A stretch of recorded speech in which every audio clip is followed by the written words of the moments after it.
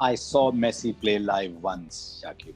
I saw Messi play live once. Went to watch Barcelona play. Set up a goal. Scored a goal in the first 16, 17 minutes and broke his hand and went away.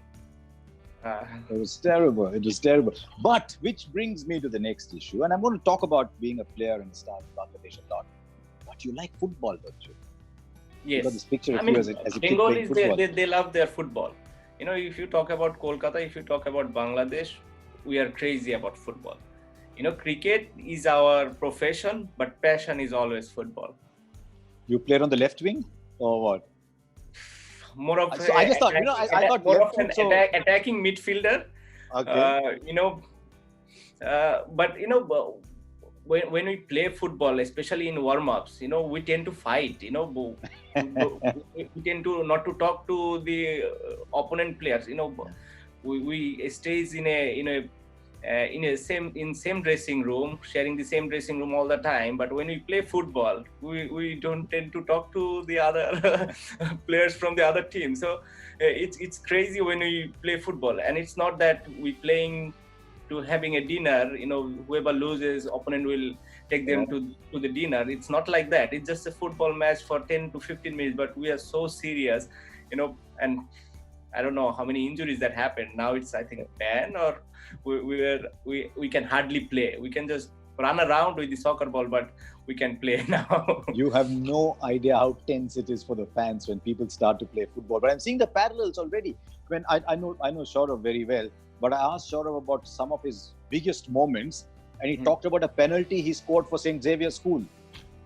And I said, you might have told me about some of the innings that you played. So it's a bit like that with you. Interesting relationship with India. And I want to talk about Bangladesh-India relationship beyond just cricket. Obviously, 1971 happened. That's a big part of Bangladesh history. India has close links. They say that in 1947, most of the people who then became great artists, musicians in Bengal, a lot of them went from Dhaka or Chittagong to Kolkata and to Bengal. So that bond is very great. And yet, in recent times, there's been tension in a few games as well. Do you see that happening? I mean, I remember the Dhoni head thing that created a bit of tension. Then there was Mushfiq's dance, the Nagin dance. Is this a new Bangladesh, which is harder, tougher than before? Yeah, I think we need that character, to fight against big teams. If you don't have the character, I think we don't have go that far. So I think that's a good way. That we are harder, tougher. We want to fight. We want to challenge all the big teams.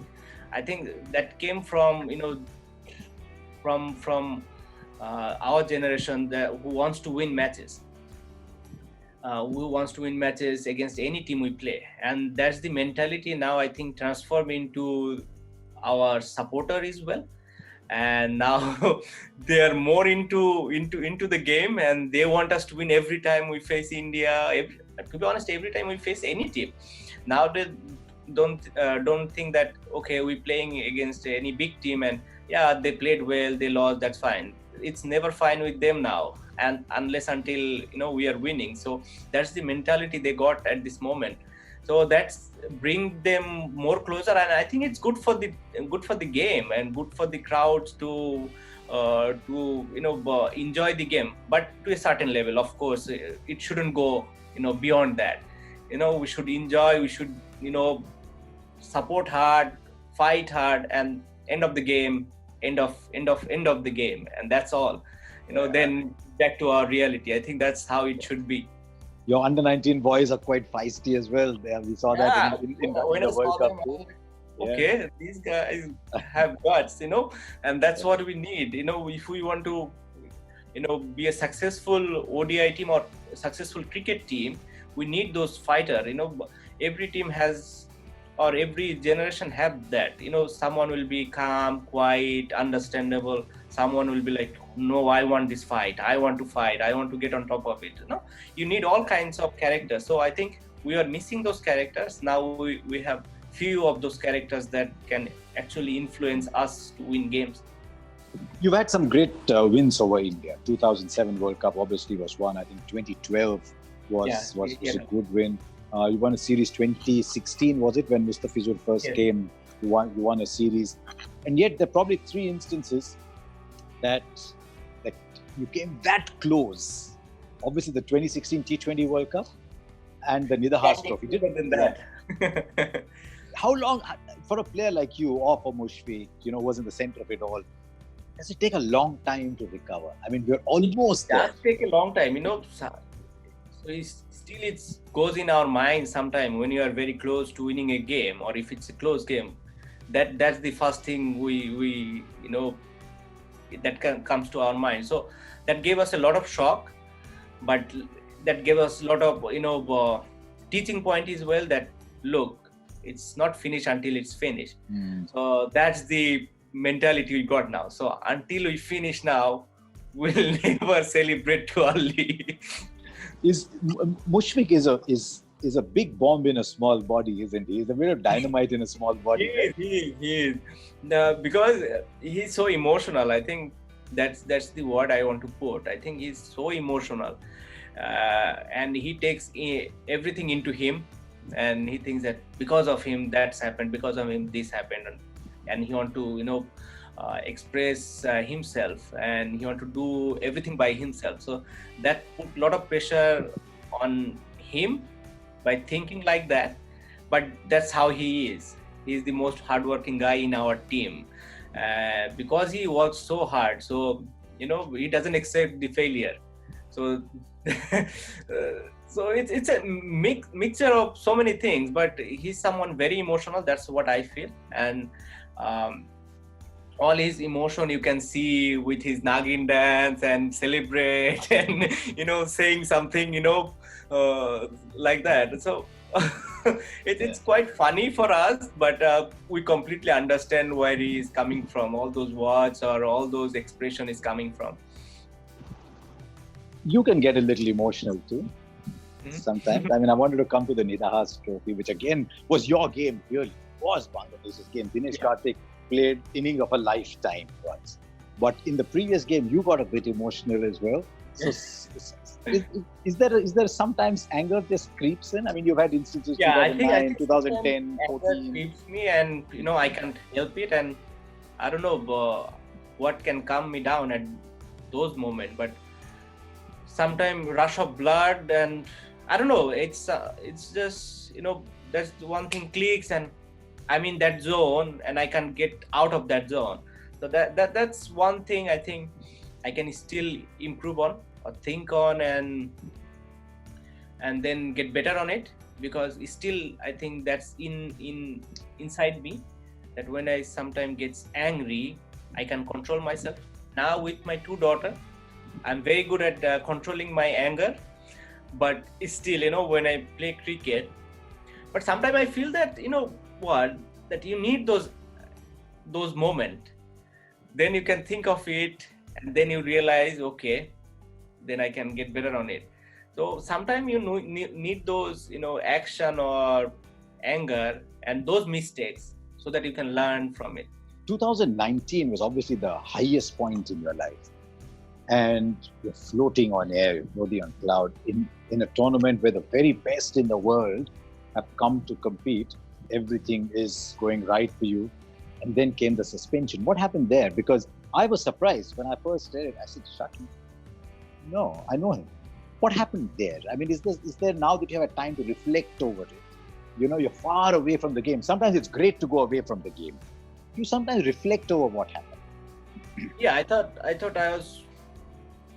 took it too casually, the thing that happened. Of course, I don't want to discuss everything here on this platform, but when I met the anti-corruption guy and I told them, and they knows everything, gave them all the evidence, and they knows in and out what exactly happened. To be honest, that's the only reason I've been banned for a year. Otherwise, I would have banned for like 5 to 10 years. But I think that was a silly mistake I made, because with my experience and the amount of international matches I played, the amount of ICC anti-corruption code of conduct classes I took, I shouldn't make that decision, to be honest. So I regret to that. and I think no one should take those messages or calls lightly, or just leave it away. We tend to get thousands of calls and messages, and how many we remember. I can just only give you one example. The last time that guy messaged me, I replied to him, sorry, who is this I'm talking to? So I didn't even knew that who is this guy I'm talking to, and I talked to him 2 years back, 3 years back. So I never knew who was that guy at that time, and I didn't have his number at that time. So when they did their investigation, they knew these are the things, and then they understand the situation. But to be honest, no one should those things lightly and casually, and just say okay, leave it like that. Must inform to ICC anti-corruption guy to be on the safe side. And that's the lesson I learned. I think I learned a big lesson. It's a costly lesson as well, but I'm very interested that you said sometimes we take things casually, because the life of an international cricketer is very interesting. You're always surrounded by people. Yes. Everyone wants to be with you all the time, and you're like a star sometimes. Well, most times you are a star.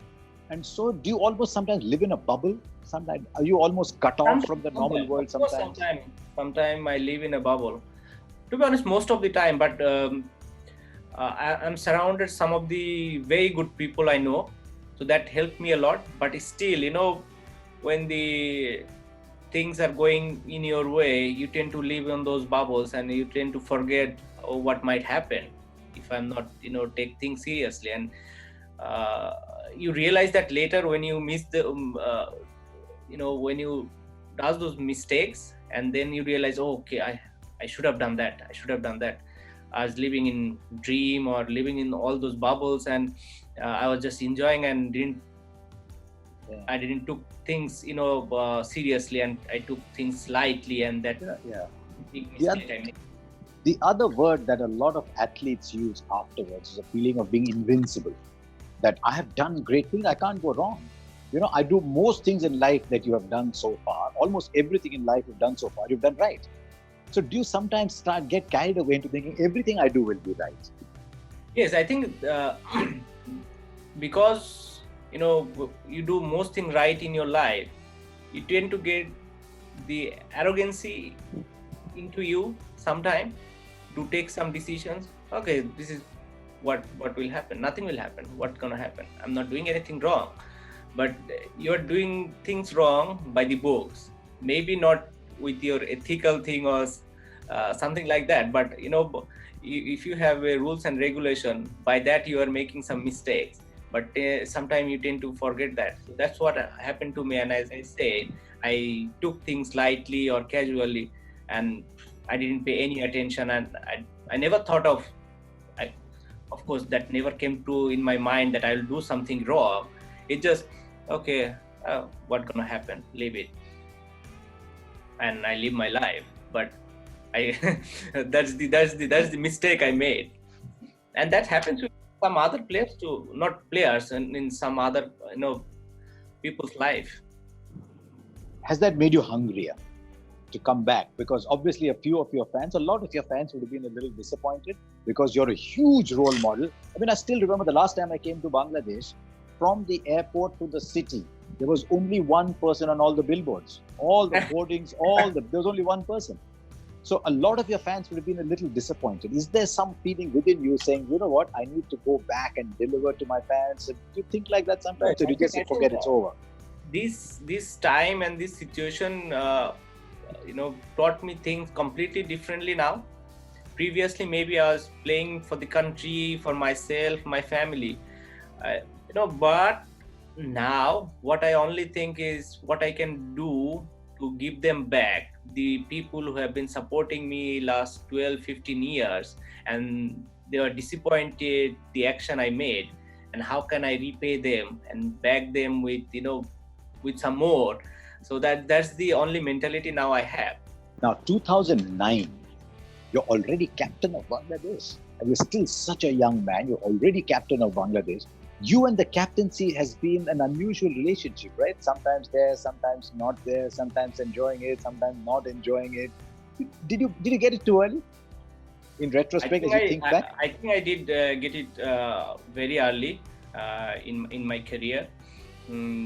I think, if you want to become a captain, or if I want to become a captain, if I look back, I would say not before 28. And when I got my captaincy, I think I was 22. So it was very early, and I needed a guide who can guide me at that stage. I was lucky to have those people around me, but still I think it was too early for me to get that job. I tried my best, but if I look back, I see there are a lot of things I could have done better when I see myself now, when I understand the game now. So it was completely, I think, mostly those decisions have been taken from your emotion, not from your head. When you are so young, young blood, you say, okay, I can do that. Yeah. This is what I'll do. This is the decision I'm taking.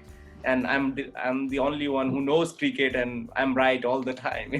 These are the things. Now I can get the opinions, I can think about it, sleep on it, and then I can take the decision. And most of the time it will be a correct decision than a wrong decision.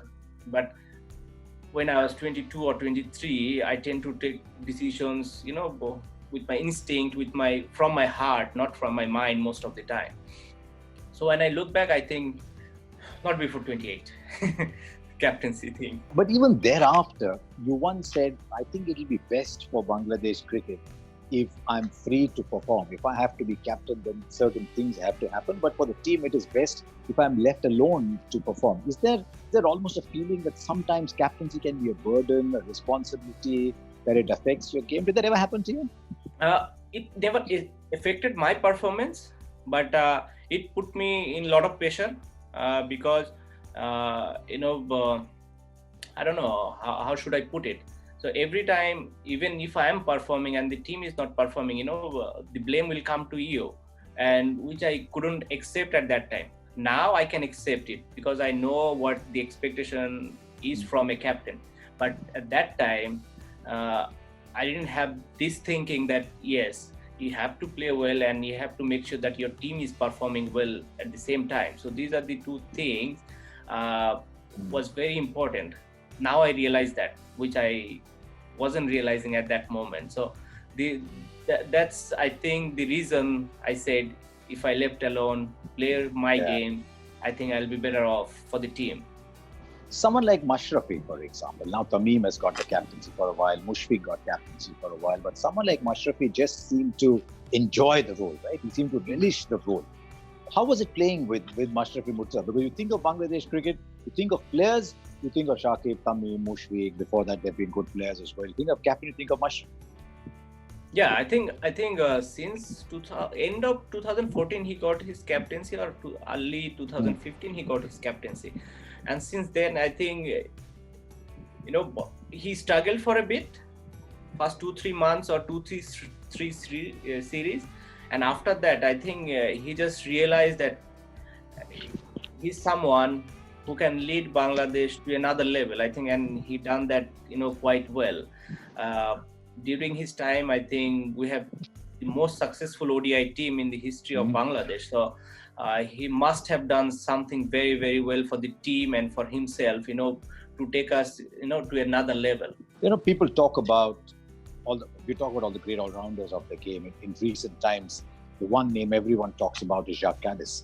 Kallis used to be very quick when he started, then started batting 3-4, bowling became less, but he was always a batting all-rounder. Do you see yourself as equal, or is batting still? Because, the reason I mentioned that is you've taken 20+%, 22% of all the wickets via Bangladesh in matches that you've played. That's a ridiculous stat. So what do you see yourself as? To be honest, batting gives me more satisfaction, but because I work hard on it. Bowling is something naturally that came to me. But it's something, one relates to another. So if I am bowling well, that tend to give me confidence with my batting. If I'm batting well, that tend to give me confidence in my bowling as well. So I can, think of myself doing batting more, bowling less, or bowling more, batting less. So I want it both 50-50, not even 49-51. So that was the game in the West Indies. You got 110 wickets in a test match. But I suspect the Australia match would be better, right? 10 wickets in a game against Australia. And you got 84 in that game? Yes, I think 84 or 87, something like that in the first innings, and 5 wickets each, I think, in the second innings. Yes, that gave us a lot of, confidence. And to be honest, we are never, no one really think of us a test playing country, but beating England and Australia, now people see us in a different way. As long as you are winning test match against big countries, or you are winning the World Cup or playing the final of the World Cup, they don't, look at you in that way. So that was a huge milestone for us. Obviously, the Prime Minister was there to witness the match against Australia. So she likes her cricket, doesn't she? Yes. So you can imagine how excited we were, to win that match, because whole country wanted us to win against Australia, because it was time for us to perform in test level, at least at home. Still, I think we have a long way to go, when we go overseas. But at home now, I think we have a team that can beat any side. I'll come back to that in a minute about playing overseas and at home. But while we are on some of your best performances, there was also that double 100 in New Zealand. It's a game that's almost gone. You pulled it out. So I'd love to know what you think if you had to pick one performance. I mean, the reason I say that is towards the end of his career, Sunil Gavaskar was asked, which was the innings you're proudest of? And one of the innings he said was a half century in England. He said he got a 50 in England that he was very proud of. And nobody else put that among great innings. So for you, just like World Cup, the 50 against Afghanistan gave me more satisfying than any other innings. Obviously, for me, England 100 was the best one, but against Afghanistan, I think I worked harder than any other innings I played. So these are the things that happen normally to a cricketer. So if you talk about are you talking about just cricket, test cricket? International cricket. One, you look back and say, you know what, that is the one innings, or that is the one performance that I'm proudest of. I think it was against Sri Lanka 2009 or 10 in ODI. So we lost against Zimbabwe, and we had to win against Sri Lanka and get the bonus point to play the final. So we did that. I think I scored 91 or 92 in 66 or 67 ball. So that gave me a lot of confidence, a lot of satisfaction. Even if I look back, if you talk about one innings, I know I have few innings. That's the innings, that comes to my mind first. Tell us a little bit about BKSP, because you talk very fondly. I've heard you talk very fondly about learning at the BKSP. Do you sometimes still go back there? Is it a good set? Do you sometimes still go back there, talk to the younger people? I mean, I think I had my best time in my life during those 5-6 years I spent in BKSP. It's a institute where we study and train. I learned everything from there, to be honest. My mentality got stronger from there. I got discipline from there. I knew how much sacrifice I need to make to become a cricket player. And I was lucky to get some of the best coaches of Bangladesh in that time in BKSP at that same time when I was starting. So I was very lucky. Even now, I mean, we have a batch who goes together still now once a year, celebrate the moments. I mean, that's the best place I could go to. If you ever ask me in Bangladesh where you want to go, BKSP all the time, even on my vacation. So that's how much I like that place. Even I'm planning to come back to training. I think the BKSP is the place I can go and train for a month, and then I can come back and start playing cricket. And there's plenty more coming up in part 3 of Cricbuzz In Conversation, this special program with Shakib Al Hasan.